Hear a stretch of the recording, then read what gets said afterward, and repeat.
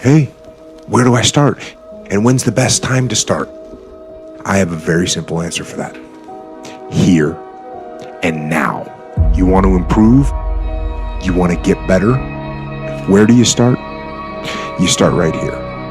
And when do you start? You start right now. You initiate the action aggressively. You go. The idea isn't going to execute itself.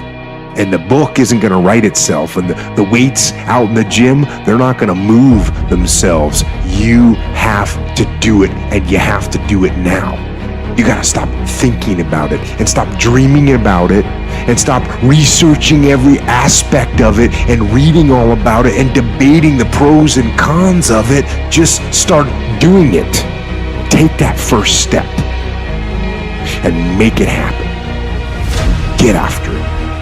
Discipline means taking the hard road, the uphill road, to do what's right. So often the easy path that calls to us to be weak for that moment, to break down for that moment, to give in to the desire and the short-term gratification. But the discipline will not allow that. The discipline calls for strength and fortitude and will. It won't accept weakness. It won't tolerate another breakdown. The discipline can seem like it's your worst enemy, but the reality is, discipline is your best friend. It will take care of you like nothing else can. And it'll put you on that path to freedom.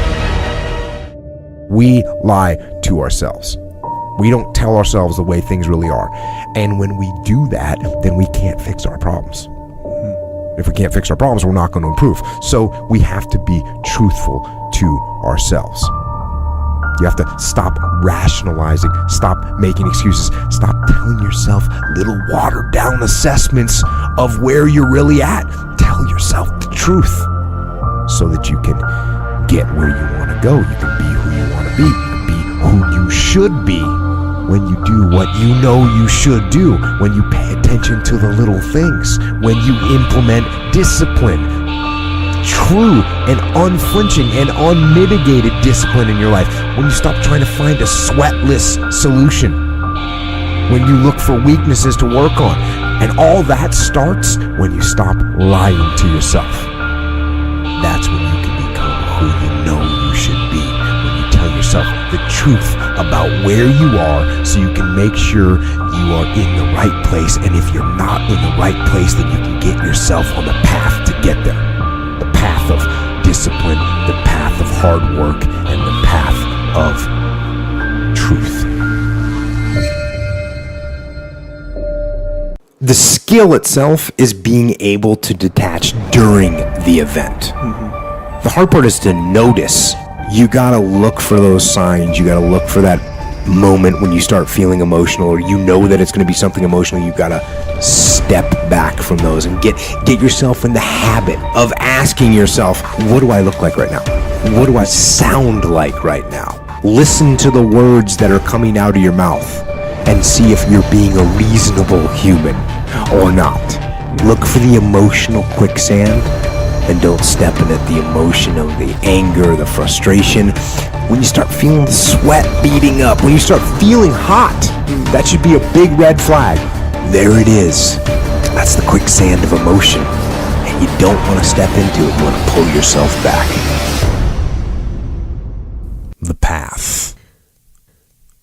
The warpath. A path of war. Moving toward a battle. A fight towards war. The actual war against our nation's enemies, or the war against my own weaknesses. Preparing